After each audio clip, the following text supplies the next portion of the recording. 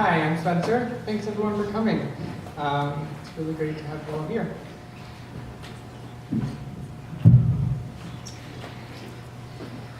Right, so the ESA Contemporary Art program has brought me to a place where I not only feel that I understand myself better, but I also understand how I interact with the world and what one's purpose can look like, which is a truly great place to be for myself. As I value efficiency and results, and the system we work within has been created with those being the very product of the work we do.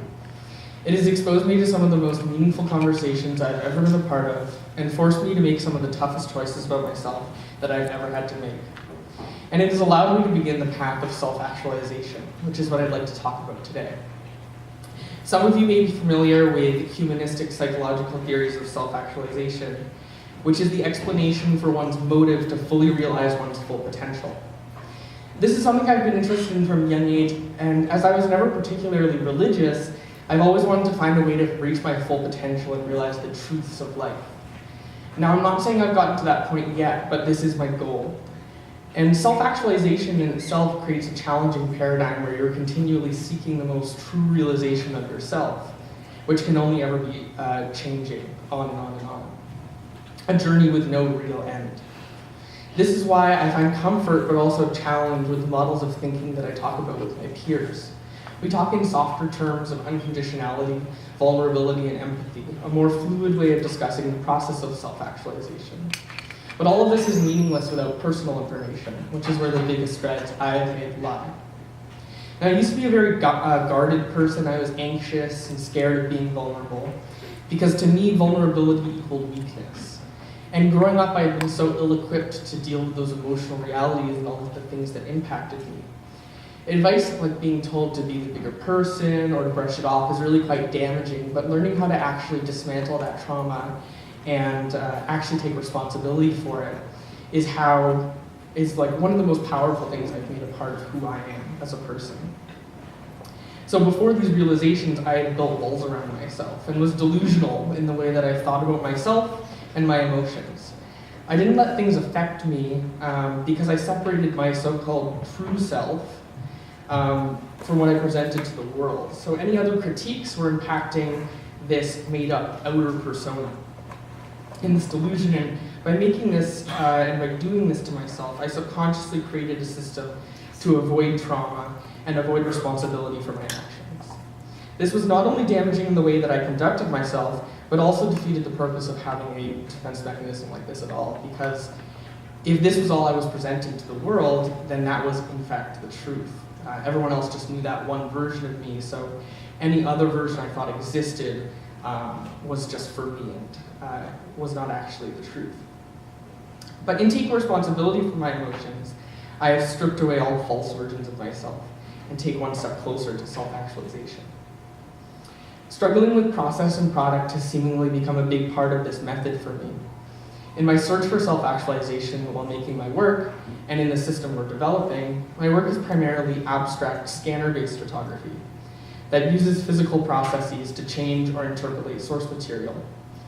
In the same way that I always sought what I thought was perfection with my distorted view of persona, I have been interested in the idea of perfection through my work, and if I could ever create anything that was truly perfect.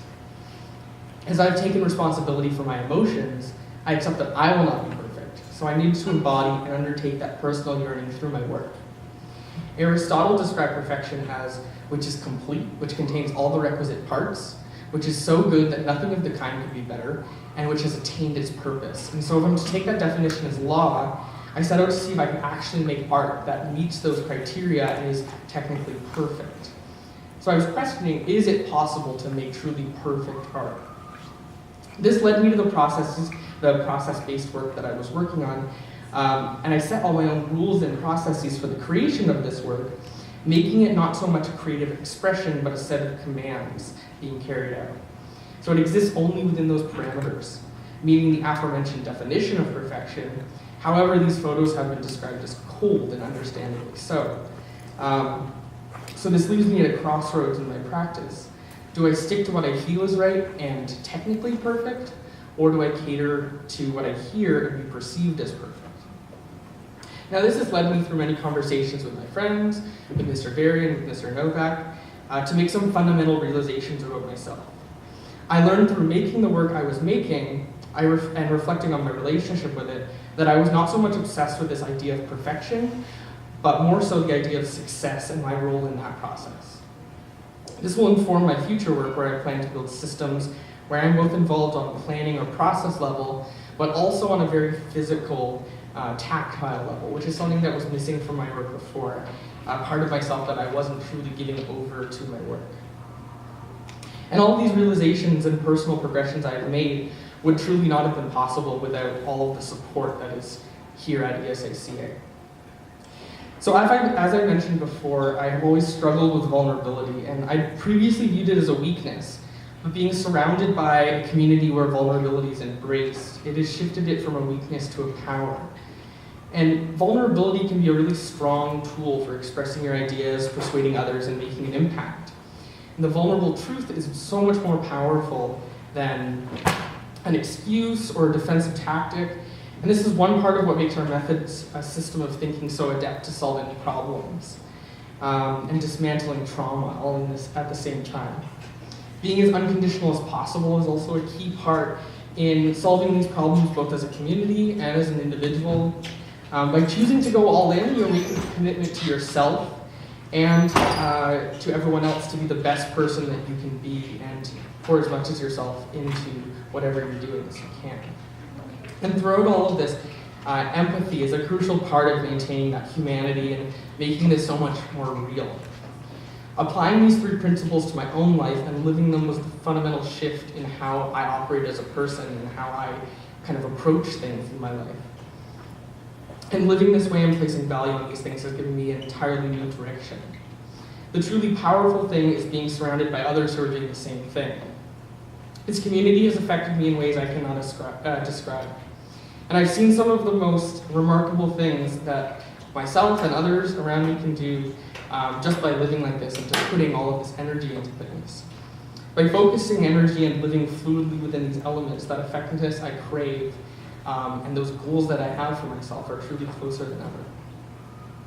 Now, all of this doesn't come without any sacrifices. At first, I was scared of resentment.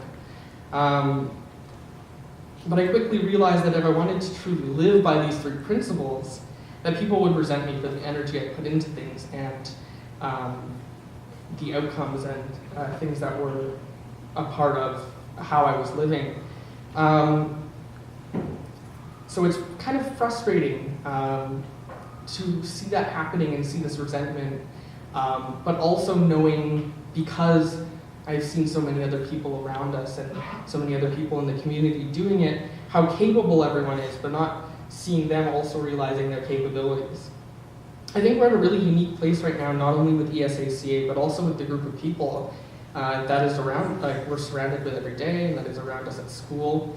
And it would be a real shame not to utilize the energy we're all capable of delivering to everything we do. So above all else, I would ask all of you to encourage the people around you. Guide them, mentor them, be constructive with them, but don't resent or shame passion, because I think that's something that can be truly damaging. So in summary, this program has created the ideal environment for self-actualization in my eyes.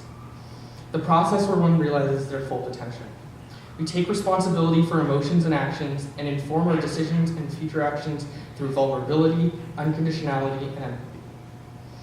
We progress and widen our horizons through community and research, and all of these elements can be part of a singular process where we can dismantle trauma and work towards solutions together. Thank you.